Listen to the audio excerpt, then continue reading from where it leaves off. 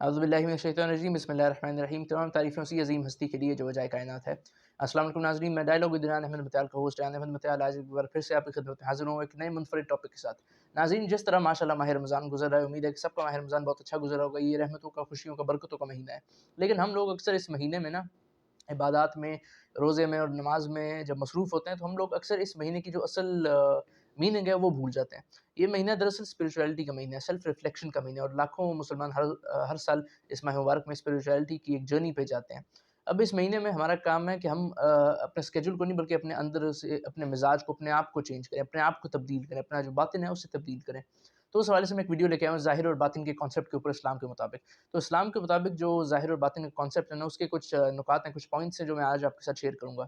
سب سے پہلے ظاہر کیا چیز ہے؟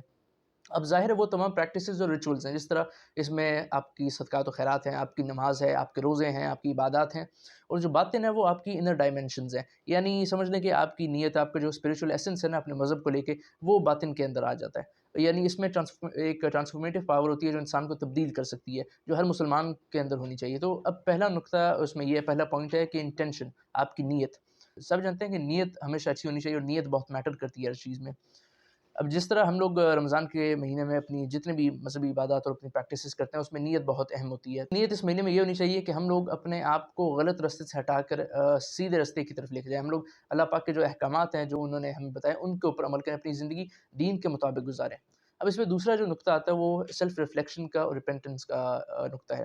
اب اس میں یہ ہے کہ رمضان ہمیں ایک بہت اچھا موقع دیتا ہے کہ ہم لوگ اپنے گناہوں کی معافی تلافی کر سکیں، عبادات کریں، روزے رکھیں، نماز پڑھیں، زیادہ سے زیادہ قرآن پاک پڑھیں اور ذکر کریں، تاکہ ہمارے جو گناہ ہیں وہ کم ہوں، ہم اپنے رب سے زیادہ قریب ہوں۔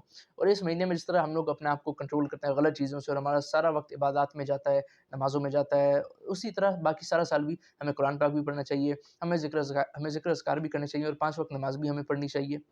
جو تیسرا پوائنٹ ہے وہ کمپیشن اور ایمپتھی ہے۔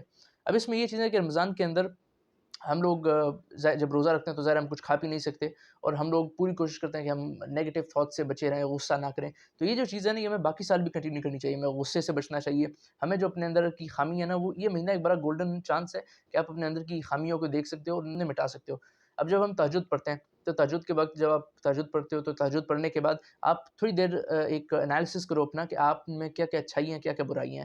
آپ اپنی جو اچھائی ہیں کوشش کرو کہ اس ماہ مبارک کے علاوہ بھی وہ اچھائیاں ہمیشہ بڑھیں، اور جو آپ کی نیگیٹو چیزیں وہ ہمیشہ کم ہوں۔ آپ اپنے غصے پہ کنٹرول کرو، آپ غلط چیزوں سے دور رہو۔ اور اس میں جو چوتھی پوائنٹ ہے وہ کنیکشن ہے قرآن پاک کے ساتھ۔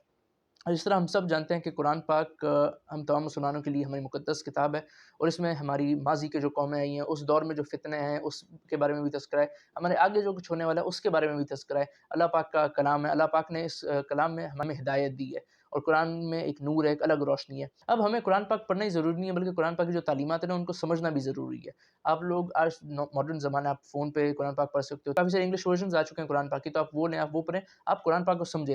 قرآن پاک کو صرف پڑھنا اور اسے بس پڑھ کے رکھ دینا کافی نہیں ہوتا، بلکہ اس میں جو چیزیں لکھی ہیں، اس میں جو باتیں اللہ پاک نے کہی ہیں، انہیں سمجھنا اور ان پہ عمل کرنا ایک زیادہ اہم چیز ہے۔ تو ظاہر اور باطن کا یہ کانسیپٹ ہے۔